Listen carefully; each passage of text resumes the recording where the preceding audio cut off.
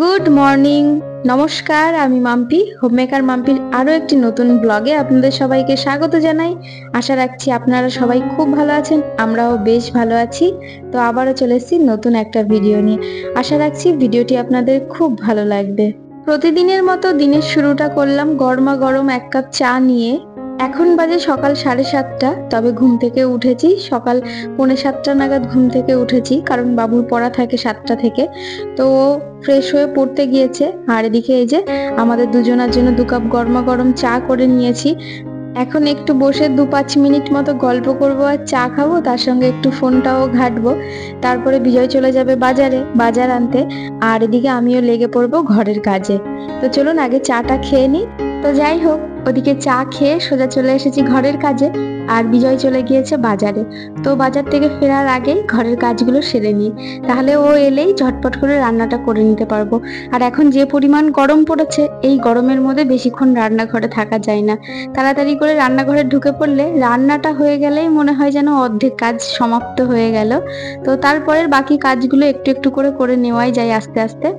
তো চলুন আগে ঘরের কাজগুলো সেরে নিই, তারপরে বাজার এলে রান্না বসাবো, রান্না করব।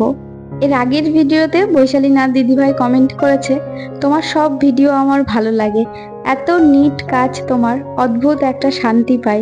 থ্যাংক ইউ দিদিভাই, আমার অনেক ভালোবাসা নেবে।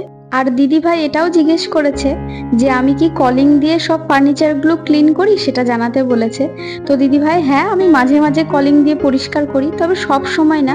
যেহেতু ডাস্টিং এর কাজ প্রতিদিনই থাকে, তবে প্রত্যেকটা ফার্নিচার যদি প্রতিদিন ওই উডেন ফার্নিচারগুলো বা যে কোনো ফার্নিচারই প্রতিদিন কলিং দিয়ে মুছলে না, ওটার যে শাইনিং ব্যাপারটা থাকে না, সেটা চলে যায়। তো সেই কারণে মাঝে মাঝে 1-8 দিন করে আমি কলিং দিয়ে পরিষ্কার করি, তবে প্রতিদিন না। এর আগের ভিডিওতে বিশ্বজিৎ ঘোষ অ্যাকাউন্ট থেকে বোন কমেন্ট করেছে, দিদি ভাই কেমন আছো? ভালো আছি, তুমি কেমন আছো জানিও। আজকের ব্লগটা ভীষণ ভালো লাগলো।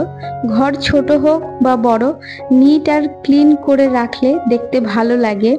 আর এই রকম ছোট ছোট রুম অর্গানাইজেশন টিপস দিও দিদি ভাই। থ্যাংক ইউ ডিয়ার, আমার অনেক ভালোবাসা নেবে। তুমি একদমই ঠিক বলেছো, বাড়ি ছোট হোক কিংবা বড় সেটা খুব একটা বেশি ম্যাটার করে না, তবে বাড়ির প্রত্যেকটা জিনিস কতটা যত্ন আর কতটা ভালোবাসা দিয়ে গুছিয়ে পরিষ্কার পরিচ্ছন্ন করে রেখে দাও, তার ওপর নির্ভর করে যে তোমার বাড়ি কতটা সুন্দর দেখতে লাগবে।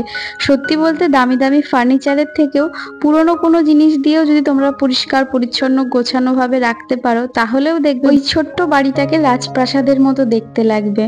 আমাদের একজন রিলেটিভ ছিলেন, তো তাদের বাড়ি ছিল পুরোটাই মাটির তৈরি বাড়ি, তবে বাড়িটাকে এত সুন্দরভাবে গুছিয়ে রাখতো, এত নিট ক্লিন পরিষ্কার পরিচ্ছন্নভাবে রাখতো, সত্যি বলতে দালান বাড়িকেও ওটা হার মানিয়ে দেবে, এত পরিষ্কার পরিচ্ছন্ন রাখতো।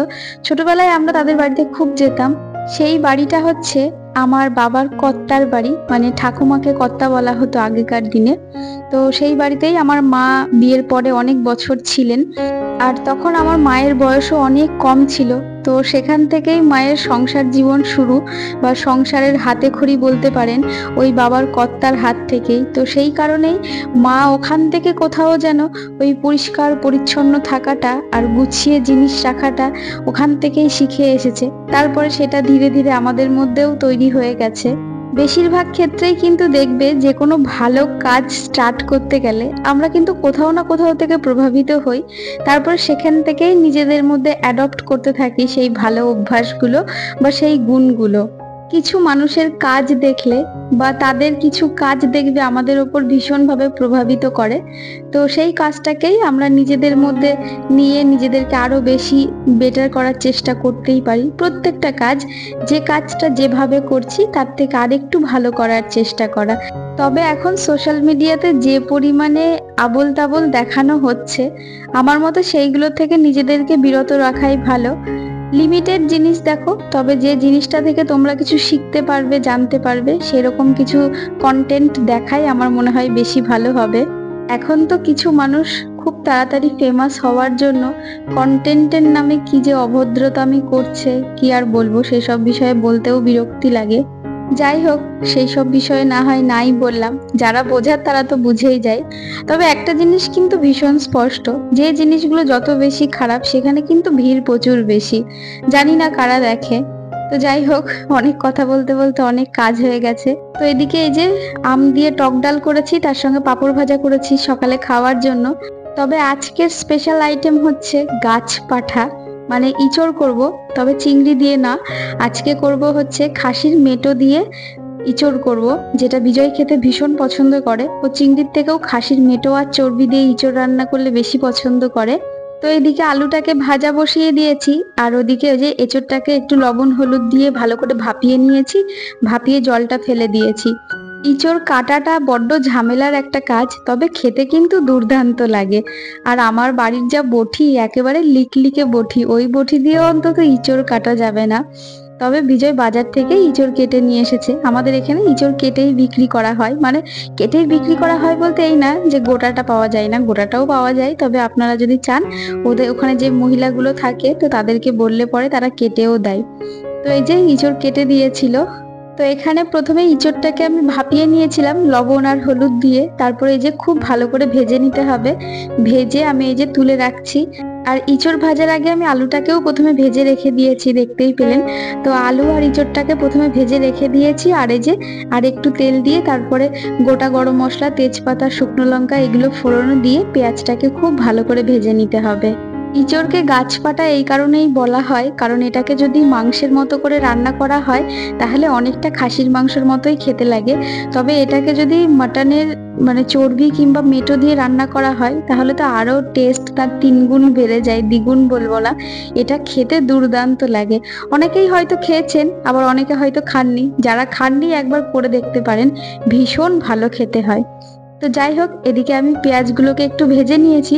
ভেজে নেওয়ার পরে ওই যে মাংসের মধ্যে যে বেসিক মশলাটা দেওয়া হয়, ইঁচড়ের মধ্যেও সেই মশলাটাই যাবে। ধনে, জিরে, আদা, কাঁচা লঙ্কা। আমি কাঁচা লঙ্কা তো দিইনি, কাঁচা পাকা লঙ্কা দিয়েছি। তার সঙ্গে একটা টমেটো দিয়েছি, আর হচ্ছে একটু রসুনও দিয়েছি। এই মশলাটার সঙ্গে একটু লবণ আর হলুদ দিয়ে খুব ভালো করে কষিয়ে নিতে হবে। তো আমি মশলাটাকে 5-7 মিনিট মতো ভালো করে কষিয়ে নিয়েছি। এবার এই যে মেটোটা আর খাসির যে চর্বিটা রয়েছে, এটা আমি অ্যাড করে দেব, দিয়ে খুব ভালো করে কষিয়ে নিতে হবে। মানে ধরুন ওই কষাতে কষাতে চারিপাশ দিয়ে তেল ছেড়ে যাবে, আর তার সঙ্গে মেটোটাও অন্তত 70% কুক হয়ে যাবে, মানে এই মশলাটা কষাতে কষাতে, তাহলেই খেতে বেশি ভালো হবে। খাসির মেটো আমার কিন্তু ভীষণ প্রিয়, আমারও প্রিয়, আমাদের বাড়িতে সবাই ভীষণ পছন্দ করে। এর আগের ভিডিওতে সুলতা দিদিভাই কমেন্ট করেছে, খুব সুন্দর হয়েছে ভিডিওটা, আর তোমার রান্নাঘরটা খুব সুন্দর, তুমিও খুব পরিষ্কার করে রাখো, আমিও রাখি, কারণ ওখানেই বেশিরভাগ টাইম কেটে যায়। আমিও রান্না শেষ করে রান্নাঘরের যাবতীয় কাজ সেরে রান্নাঘর থেকে বের হই। ভালো থেকো মাম্পি। থ্যাংক ইউ দিদিভাই, তুমিও খুব ভালো থেকো, আর আমার অনেক ভালোবাসা নিও। একদমই তাই দিদিভাই, আমি রান্না সেরে একেবারে রান্নাঘর পরিষ্কার করেই তারপরে রান্নাঘর থেকে বেরোই। সকালে যখন আমি রান্নাঘরে ঢুকি, তার আগে ঘরের যাবতীয় কাজ সেরেই তারপরেই রান্নাঘরে ঢুকি। সকালে একবার গা ধুয়ে চেঞ্জ করে নিই, তারপরে রান্না হয়ে যাওয়ার পরে রান্নাঘর পরিষ্কার করে একেবারে স্নান করে নিই। কারণ এক তো এই মাছ মাংস রান্না করে ওই গায়ে থাকতে ভালো লাগে না, আর এখন যে পরিমাণে গরম পড়েছে, রান্নাঘরে রান্না করতে করতে একেবারে ঘেমে অস্থির হয়ে পড়ি। তো রান্নার পরে যদি স্নান না করে আসা যায় বা ফ্রেশ না হওয়া যায়, একদমই ভালো লাগে না, মানে ওই গায়ে তো থাকতে একদমই ভালো লাগে না। যাই হোক, এদিকে কথা বলতে বলতে আমি মেটোটাকে কিন্তু খুব ভালো করে কষিয়ে নিয়েছিলাম, দেখেছিলেন। তারপরে ইঁচড় আর আলুটাকে খুব ভালো করেও কষিয়ে নিয়েছি সব মশলা দিয়ে একেবারে। তারপরে জল গরম বসিয়েছিলাম, তো সেই গরম জলটাই আমি ইঁচড়ের মধ্যে দিয়ে দিয়েছিলাম। তারপরে ঢাকা চাপা দিয়ে দিয়ে আমি রান্না করেছি। তো নামানোর আগ দিয়ে একটু ঘি গরম মশলা দিয়েছিলাম, আর খেতে দুর্দান্ত হয়েছিল।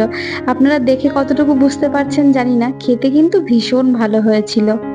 ওদিকে রান্নার পরে রান্নাঘর পরিষ্কার করে স্নান টান করে তারপর অনেকক্ষণ পর এই যে খাবার বাড়তে চলে এসেছি দুপুরের জন্য। তো চলুন আমরা এখন খেতে বসবো, আর ভিডিওটা বেশি বড় করব না। আর আজকের ভিডিওটা আপনাদের কেমন লাগলো অবশ্যই কমেন্ট করে জানাবেন।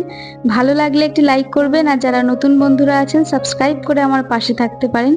আবারও দেখা হবে নতুন কোনো ভিডিও নিয়ে, ততক্ষণ সুস্থ থাকবেন, ভালো থাকবেন, টাটা।